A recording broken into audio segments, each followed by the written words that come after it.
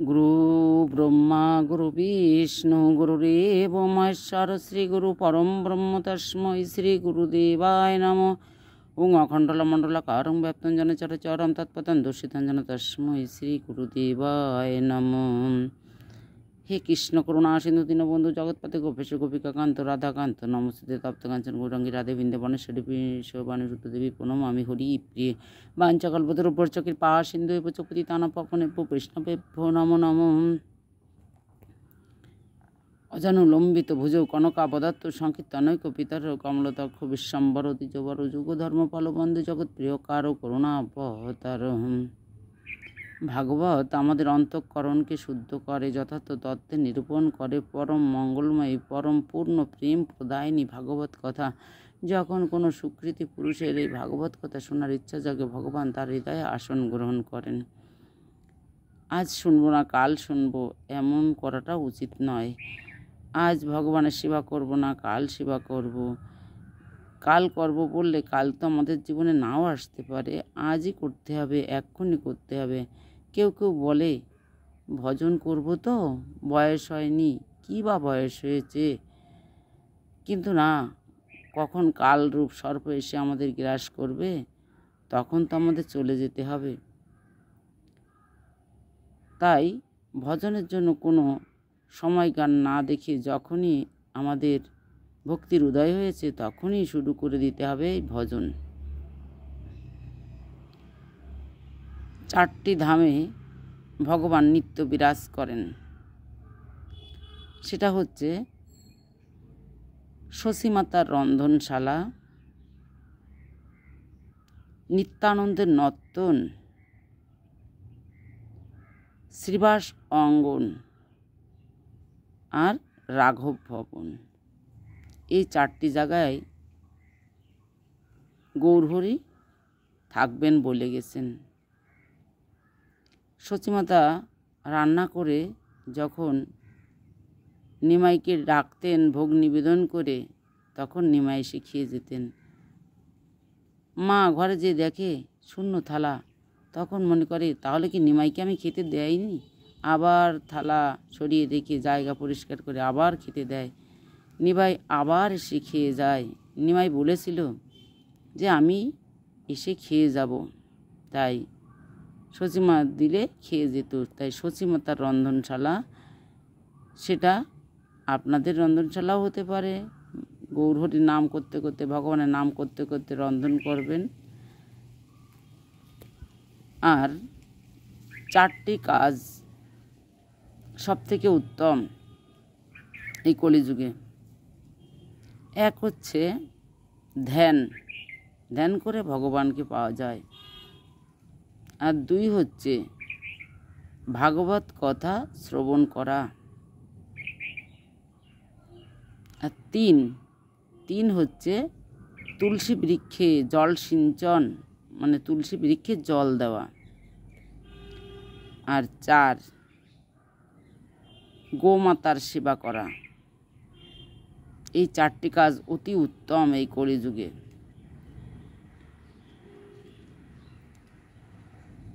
কলিযুগে উদ্ধার হতে গেলে হরে কৃষ্ণ কৃষ্ণ কৃষ্ণ হরে হরে, হরে রাম রাম রাম হরে হরে।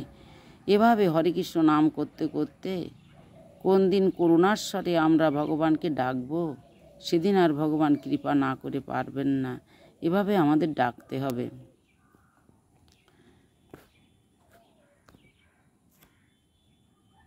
রুহিদাস, ভক্ত রুহিদাসের কাহিনী। রুহিদাস আগের জন্মে ছিল প্রেমানন্দ। তার পিতার নাম ছিল কৃষ্ণদাস ব্রাহ্মণ আর মাতার নাম ছিল সুদেবী। এই প্রেমানন্দ জন্মের 5 বছর পর পিতা চিন্তা করলেন ব্রাহ্মণ সন্তান, ওকে আশ্রমে দিয়ে আসি, ভালো শিক্ষা অর্জন করবে। তখন তাকে রামানন্দের আশ্রমে দিয়ে আসলেন। গুরু রামানন্দ তাকে শিষ্যত্বে বরণ করে নিলেন। বললেন এখানে থাকতে গেলে তোকে কিছু কাজ করতে হবে। তা প্রেমানন্দ বলে, কি করতে হবে? আমি থালা বাসন মাজতে পারি, আমি ঘর ঝাড় দিতে পারি, কাঠ সংগ্রহ করে এনে দিতে পারি। বলে কি, ওগুলো তোর করতে হবে না, তুই প্রতিদিন 21 বাড়ির থেকে 21 মুষ্টি ভিক্ষা করে এনে দিবি। মনে রাখবি, এক বাড়ির থেকে 2 মুষ্টি আনবি না, 1 মুষ্টি চাল আনবি। ঠিক আছে, এ তো সহজ কাজ। তখন 5 বছরের বালক সেখানে থেকে গেল। পিতামাতা তাকে রেখে তাদের গৃহে চলে গেলেন কাশীধামে। পিতামাতার বাড়ি ছিল কাশীধাম, বেনারস, শ্রীচকে। সেখানে পিতামাতা চলে গেলেন। আর এই ছেলে গুরুর নির্দেশ মতো ভিক্ষা করে আনেন, গুরুকে দেন, গুরু সেটা রন্ধন করে ভোগ নিবেদন করেন। আর ভগবান স্বয়ং নিজে এসেই এই প্রসাদ গ্রহণ করেন আর হাতের ছাপ রেখে যান, আর অর্ধেক প্রসাদ রেখে যান। তা 2 বছর এভাবে ভিক্ষা করে সে প্রেমানন্দ। একদিন ভীষণ বৃষ্টি হচ্ছে, কোনো লোকই বাইরে বেরোতে পারছে না। তখন গুরুদেব বললেন, কিরে প্রেমানন্দ, আজকে বেরোবি না? তাহলে কি দিয়ে ভগবানের সেবা দিব? হ্যাঁ গুরুদেব, বেরোচ্ছি। বেরোয় গেল ভিক্ষার থলি নিয়ে।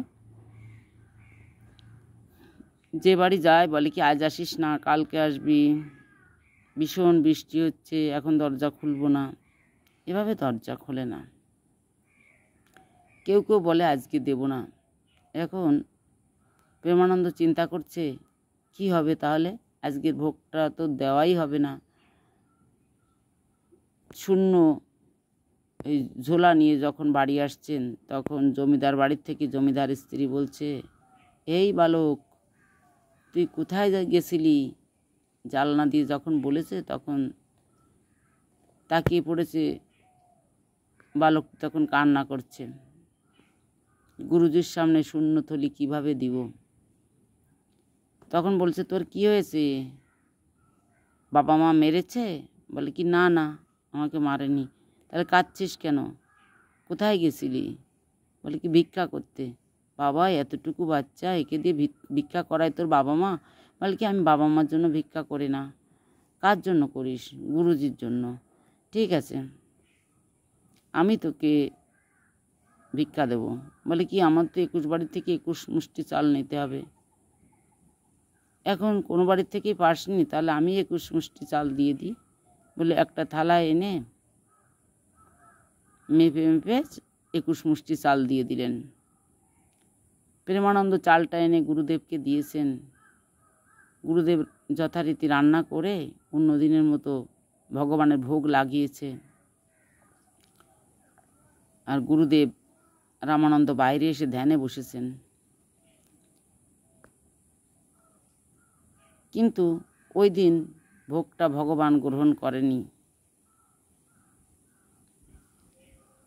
যথা সময়ে ঠাকুর ঘরে যেয়ে দেখলেন ভোগটা ভগবান পাননি। তখন রামানন্দ চিন্তা করছেন, কি হয়েছে? কোনো ত্রুটি হয়েছে? আমার কি ত্রুটি হয়েছে? চিন্তা করে দেখলেন নিজের কোনো ত্রুটি খুঁজে পান না। তখন তিনি চিন্তা করলেন, তাহলে কি প্রেমানন্দর কোনো ত্রুটি হয়েছে? প্রেমানন্দ, প্রেমানন্দ, প্রেমানন্দ এসেছে। ওকে বলেছে, আজকে তুই কোনভাবে ভিক্ষা করেছিলি? বলে কি, আমি তো 21 বাড়ির থেকে 21 মুষ্টি চাল আনতে পারিনি, আজকে কোনো ভিক্ষাই পাইনি। জমিদার বাড়ির থেকে 21 মুষ্টি চাল এনেছি। আজ গিরিধারী সেই গোপীনাথ ভগবান আজকে উপবাস আছে, তোর জন্য সেবাই করেনি, তোর ভুলের জন্য। তখন গুরুদেব কাঠের খড়মটা উঠিয়ে ভীষণ মারলেন প্রেমানন্দকে। প্রেমানন্দর পিঠ ফেটে রক্ত বেরোচ্ছে। গুরুদেবের পায়ে ধরে আছে 7 বছরের বালক। যখন একটু পাটা ছেড়ে দিয়েছে, পিঠ দিয়ে রক্ত ঝরছে, সঙ্গে সঙ্গে দরজা বন্ধ করে দিলেন। তুই কোনোদিন আমার সামনে আসবি না, আমার মুখ দর্শন করবি না, আর তোর নিচু কুলে জন্ম হবে। তখন প্রেমানন্দ বলল, নিচু কুলে জন্ম হলো গুরুদেব, আমি জন্মের পরে আপনাকেই দেখব, এটা আমি ভুলে গেলাম। বলে কাঁদতে কাঁদতে যে রক্ত দিয়ে নিজের বুকে নাম লিখলেন, জয় গুরুদেব। লিখে গঙ্গার জলে ঝাঁপ দিলেন, সেখানে দেহ রাখলেন। পরের দিন যথারীতি গুরুদেব স্নান করতে গেছেন। সকালে যে দেখেন যে প্রেমানন্দ ভাসছে, তাকে উঠিয়ে এনেছে, দেখে গুরুদেবের নাম লেখা। তখন চিন্তা করছেন, তাই তো, আমার তো ভুল হয়ে গেছে। তখন গুরুদেব কাঁদতে কাঁদতে প্রেমানন্দকে বুকে জড়িয়ে ধরে বললেন, অনন্ত কোটি বিশ্ব ব্রহ্মাণ্ডের সেই ভগবান, সচিদানন্দ স্বরূপ ভগবান একদিন বুকে তোকে টেনে নেবে। এভাবে রামানন্দ প্রেমানন্দ দেহ রাখল। রামানন্দ ছিল তার গুরুদেব। গুরুদেব মন বিষণ্ণ বদনে ফিরে আসলেন আশ্রমে। এই ছেলে জন্ম নিল নিচু কুলে, মুচির ঘরে। পরের জন্মে কাশীর ভিতরে জন্মগ্রহণ করল মাধব দাস ও সুশীলা দাসের সন্তান হয়ে মুচির ঘরে।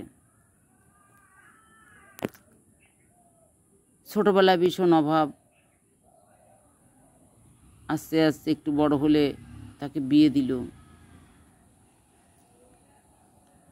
জুতো সেলাই করে এই রুহিদাস, পরের জন্মের নাম হয় রুহিদাস। কিন্তু এর ওই যে জন্মের সময়ের কথাটা বলছিলাম, যে এ তো বলছিল যে প্রথমে জন্মগ্রহণ করেই তোমার চোখ দর্শন করব গুরুদেব। তা এ যখন ভূমিষ্ঠ হয়েছিল, তখন ভূমিষ্ঠ হয়ে কাঁদে না, প্রথমে কাঁদে না, চোখ ফোটেনি,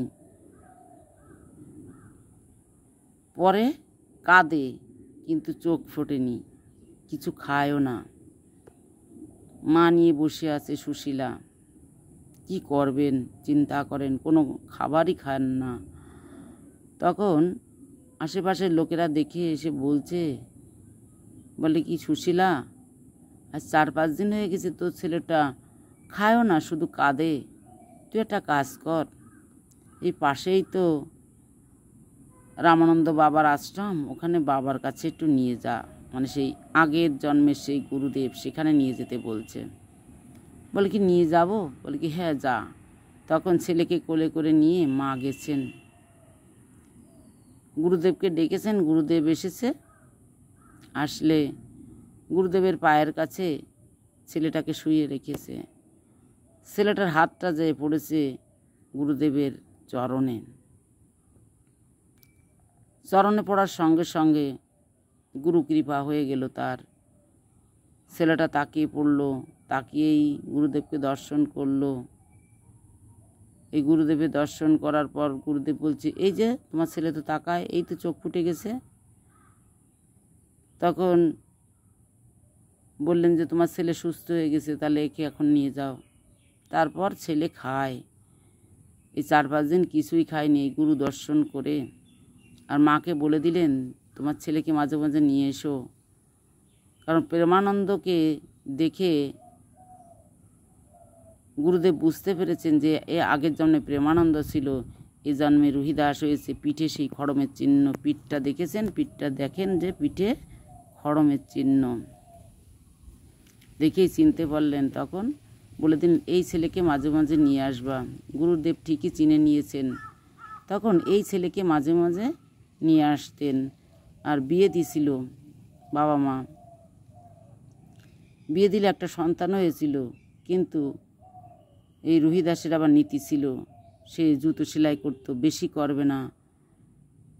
তার নির্দিষ্ট ছিল সম্ভবত 2 জোড়া জুতো, 1 জোড়া পয়সা দিয়ে সে ভগবানের সেবা করবে, আর 1 জোড়া দিয়ে সে সংসার চালাবে।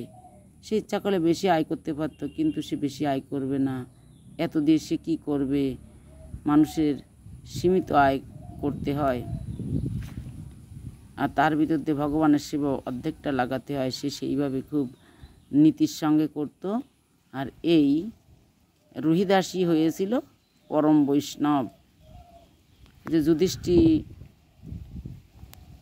যে অন্ন সেবা দিয়েছিল, দ্রৌপদী রান্না করেছিল, 56 ব্যঞ্জন রান্না করেছিল, আর পরম বৈষ্ণব হিসেবে এই রুহিদাসেরই নিমন্ত্রণ হয়েছিল। রুহিদাস সেখানে গিয়েছিল। তা প্রথম দিন এই 56 রকমের রান্না একসঙ্গে মেখে খেয়েছিল বলে দ্রৌপদী চিন্তা করেছিল, এ কি, আমি কত কষ্ট করে সারাদিন বসে রান্না করেছি, আর উনি একসঙ্গেই খেয়ে নিলেন। তাই সেদিন স্বর্গে ঘণ্টা বাজেনি দ্রৌপদীর মনে একটু অহংকারের জন্য। আবার কৃষ্ণর অনুরোধে তাকে নিমন্ত্রণ করা হলো। তখন নিমন্ত্রণ করলে তখন আবার রুহিদাস পরের দিন এসেছিল। সেদিনও খেয়েছিল, কিন্তু দ্রৌপদী কিছু মনে করেনি। সেদিন স্বর্গে ঘণ্টা পড়েছিল। এই সেই রুহিদাস যে প্রথম জন্মে ব্রাহ্মণ হয়ে পরের জন্মে মুচির ঘরে জন্মগ্রহণ করেছিল। এই গুরুদেবের আশীর্বাদের জন্য, গুরুদেব যেভাবে বলেছেন সেভাবেই হয়েছে। তাই গুরুদেবকে সবসময় সন্তুষ্ট রাখার চেষ্টা করলে আমাদের জীবনে উন্নতি করতে পারবো, ভগবানের চরণ লাভ করব, সব